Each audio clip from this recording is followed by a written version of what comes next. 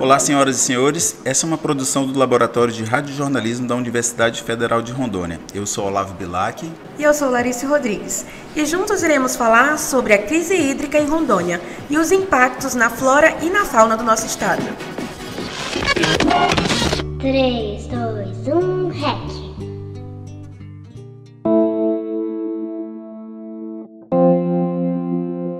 O Rio Madeira enfrentou uma das maiores secas nos últimos anos, com níveis históricos de baixa vazão.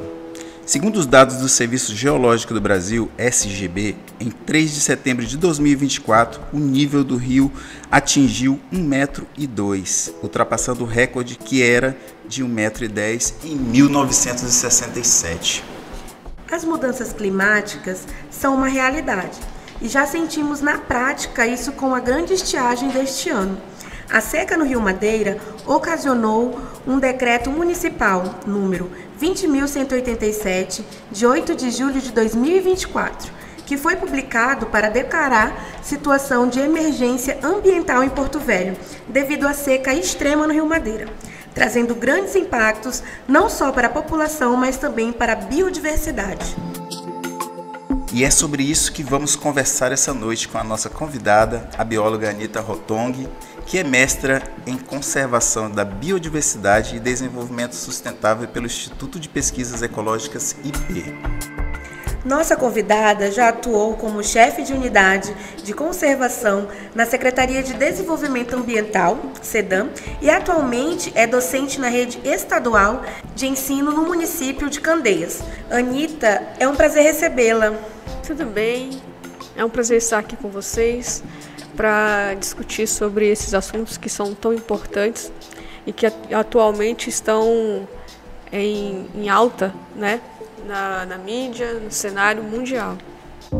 Eu vou começar falando sobre uma matéria da jornalista Juliana Aguilera, do Clima Info, que em 15 de outubro de 2024 ela compartilha um trecho de uma fala da pesquisadora do Instituto de Desenvolvimento Sustentável Mambirauá, Darlene Gris, que expõe: muitas espécies têm dispersão de frutos ligados às cheias. Se essas cheias não acontecem, como isso vai afetar as plantas e os animais que dependem dos frutos dessas plantas? Chegando a esse ponto, a gente pergunta a seguinte situação. Com essa situação oficialmente declarada, como se pode avaliar os impactos na biodiversidade e nos ecossistemas das regiões mais afetadas por essa seca intensa? Os impactos causados pela seca, principalmente na região amazônica, que vem acontecendo principalmente desde o ano passado, né, ele traz um impacto muito grande à biodiversidade, porque as plantas, né, a grande maioria delas, aliás, todas elas, necessitam de água para se reproduzirem, para crescerem, para florirem, né? E assim, também, ao florirem, outros animais irão polinizá-las e assim continuar a cadeia reprodutiva desses organismos. E também, como se não houver o crescimento reprodutivo desses indivíduos, que é a floração e logo após a frutificação, isso também vai acabar afetando os animais que dependem daquele fruto para viverem, para se reproduzirem e para continuar as suas espécies. Depende de muita coisa, né? Antes dos impactos da crise climática acontecerem, já existiam muitas discussões, né? Inclusive, em 2015, foi lançado um livro intitulado A Sexta Extinção, uma história não natural. Ele é da escritora Elizabeth Kolbert, e neste livro ela cita as 5 extinções que o planeta Terra passou. Dentre elas, a última que foi a do meteoro que ocasionou a extinção dos dinossauros. E ela comenta também sobre a sexta extinção, que possivelmente vai ser a mais devastadora da história da Terra. Mas dessa vez, a causa não vai ser um meteoro ou algo semelhante. Nós, os seres humanos, seremos as causas, né? A causa. Já é possível se ter uma noção de risco de extinção de espécies no nosso bioma, espécies que podem sofrer mais com os efeitos das mudanças climáticas que outras? Sim. Pesquisas dizem estudos, né, dizem que nós estamos vivendo nesse exato momento uma nova era geológica, que é chamada a era do antropoceno, onde o ser humano, ele é, como você bem falou, ele é o causador desse impacto, né, dessa nova era. E ela tem trazido muitos efeitos desastrosos para o meio ambiente. Isso sendo fruto das mudanças climáticas, né, do aumento do aquecimento global, das queimadas, o aumento dos gases do efeito estufa. E tudo isso vem provocando essas mudanças e que tem alterado a biodiversidade do nosso estado, do nosso país e do mundo. Isso, se nós não nos conscientizarmos e se o ser humano não buscar mudar as suas ações referente ao meio ambiente, referente à sua casa, né, a nossa casa, que é o planeta Terra, espécies vão continuar sendo extintas, né, vão entrar em extinção, vão continuar ameaçadas de extinção, e isso já ocorre no nosso país. Né? Então, nós temos várias espécies hoje ameaçadas de extinção, espécies que nós chamamos de topo de cadeia, como a onça-pintada, grandes felinos, que nacionalmente estão ameaçadas de extinção e que podem chegar, sim, à extinção. Né? Regionalmente, falando do nosso estado ainda é um estado muito rico em biodiversidade, ainda não chegou nesse patamar de ter espécies ameaçadas de extinção. Né? Pouquíssimas, na verdade, são as espécies ameaçadas de extinção no nosso estado. Mas se nós não mudarmos as nossas atitudes quanto ao meio ambiente, quanto à biodiversidade, principalmente a fauna, a gente corre risco, sim, de termos espécies que vão mudar do patamar, né, do status de conservação que a gente chama de ameaçadas para extintas. Trazendo para esse lado comportamental, assim, a gente tem um olhar mais ou menos assim das suas respostas, né, mais ou menos trazendo um pouco para essa parte comportamental do bioma, da fauna. E a gente leu uma matéria massa, bem legal mesmo, na BBC News, que ela fala, intitulada Como as mudanças climáticas estão alterando o comportamento na reprodução e até no tamanho dos animais. Eles falam nessa matéria de um estudo feito por pesquisadores da USP, que aponta que, para conseguir sobreviver à temperatura, à poluição de rios e aos eventos climáticos extremos, como longos períodos de seca e de chuvas intensas, espécies estão alterando o seu modo de vida, sua maneira de se reproduzir e até no seu tamanho. É bem interessante a gente olhar esse lado, como você falou, na parte comportamental até dos seres humanos, né, e a gente observar a parte da biodiversidade, né, da fauna, da flora. E aí a gente traz para o nosso lado regional, para a nossa realidade. Já existe alguma mudança perceptível nas alterações no comportamento ou até mesmo na reprodução de animais do bioma amazônico, assim, englobando rios, né? A gente pode englobar também as árvores, né, a fauna. Se já é perceptível de alguma mudança com essas mudanças climáticas já sentidas, né? A gente percebe, né, pelo o número de indivíduos, espécies que estão diminuindo a quantidade, né? Então, quando a gente, por exemplo, vai visitar uma área de floresta ou uma comunidade ribeirinha, e a gente pergunta para o ribeirinho, para aquele morador dali, se ele vê atualmente muitos animais, né? Ele sempre fala, antigamente eu via bastante, antigamente tinha bastante, por exemplo, cutia, porco do mato. Hoje a gente quase não vê, diminuiu, né? Então os animais, assim como o ser humano, eles possuem mecanismos de defesa, né? E um dos mecanismos de defesa é se adaptar ao ambiente, se adaptar àquele modo ali, né? E com as alterações climáticas, naturalmente eles também vão mudar.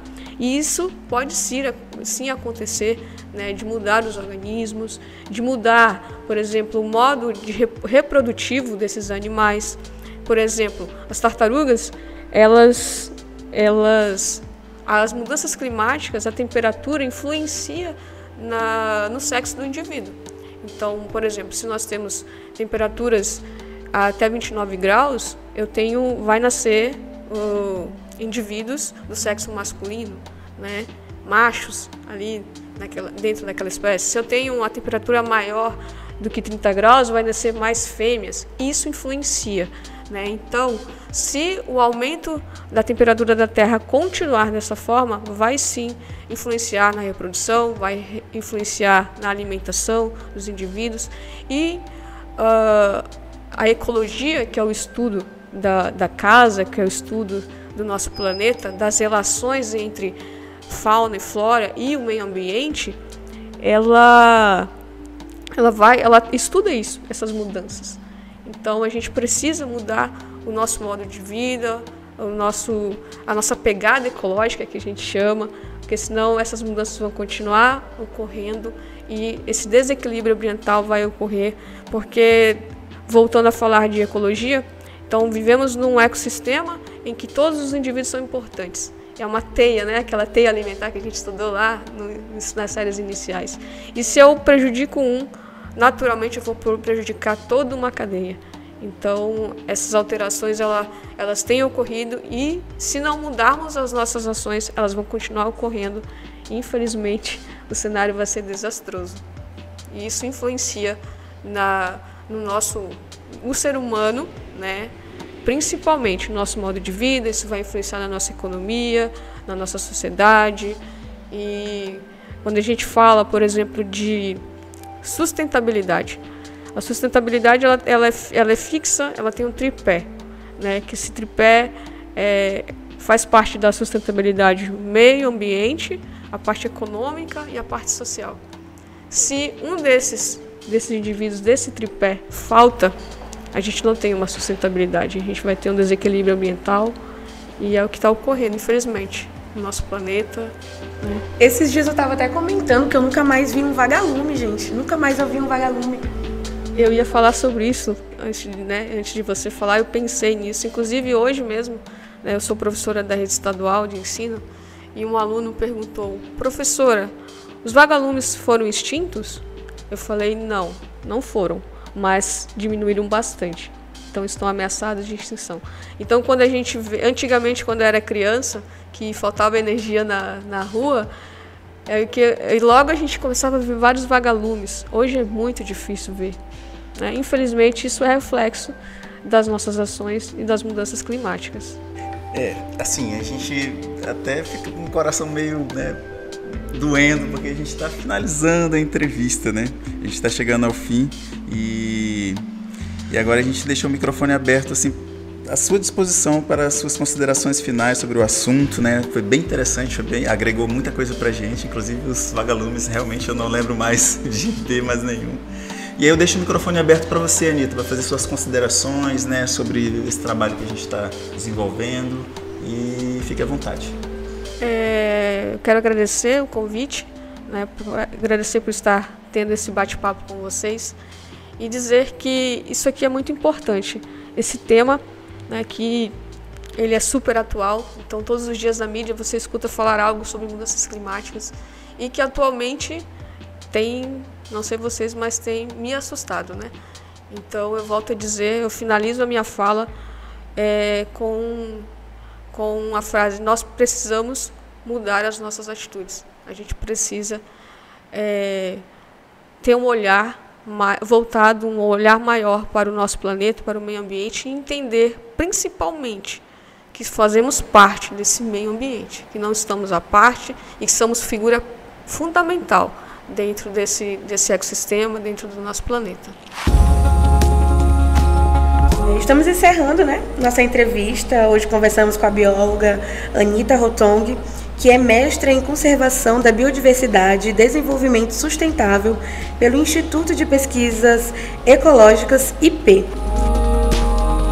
Para quem se interessou pelas matérias, né, que nós citamos aqui, com as perguntas, durante a entrevista, ela vai estar disponível nos links, na legenda dessa entrevista para vocês, tá? Lembrando que esse é um programa experimental da disciplina de radiojornalismo do curso de jornalismo da Universidade Federal de Rondônia. Até a próxima!